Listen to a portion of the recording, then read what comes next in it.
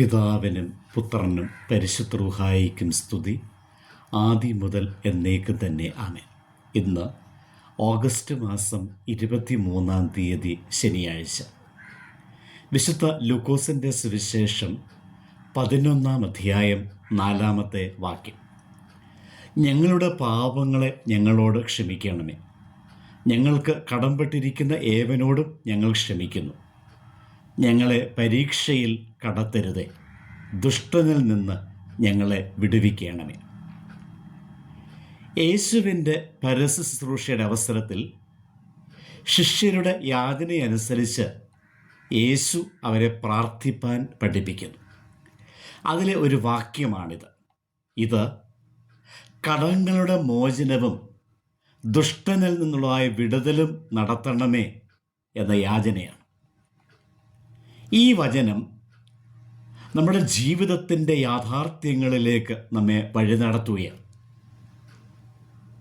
നാമാകുന്ന മനുഷ്യരുടെ ജീവിതം തെറ്റുകളാൽ നിറഞ്ഞതാണ് എങ്കിലും ദൈവത്തിൻ്റെ മുമ്പിൽ മനസ്സ് തുറന്ന് പാപങ്ങൾ ക്ഷമിക്കണമേ എന്ന് അപേക്ഷിക്കുമ്പോൾ ദൈവം നമ്മോട് ക്ഷമിക്കും എന്നതിൻ്റെ ഉറപ്പാണ് ഇവിടെ ലഭിക്കുന്നത്.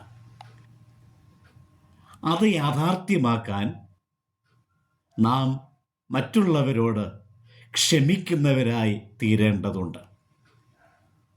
ദൈവത്തിൻ്റെ ക്ഷമ തേടുന്നവർ മറ്റുള്ളവരോട് ക്ഷമിക്കാതെ കഴിയില്ലല്ലോ. നമ്മുടെ ഹൃദയം വൈരാഗ്യത്താൽ, പകയാൽ, കുറ്റപ്പെടുത്തലുകളാൽ നിറഞ്ഞിരിക്കുമ്പോൾ ദൈവത്തിൻ്റെ കരുണയെ, ദൈവത്തിൻ്റെ ക്ഷമയെ അനുഭവിക്കുവാൻ സാധിക്കുകയില്ല.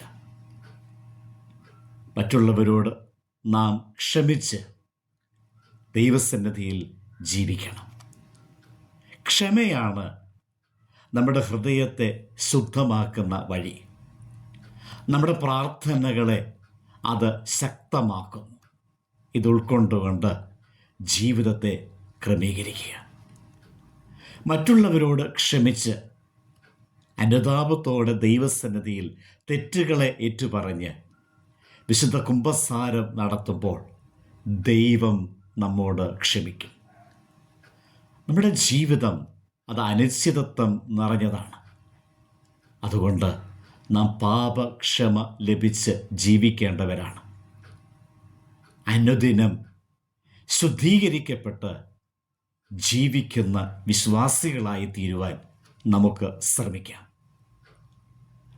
ഞാൻ ദൈവത്തോട് ക്ഷമ ചോദിക്കുമ്പോൾ മറ്റുള്ളവരോട് ക്ഷമിക്കുവാൻ ഞാൻ തയ്യാറാണ്. ദൈവം അനുഗ്രഹിക്കട്ടെ.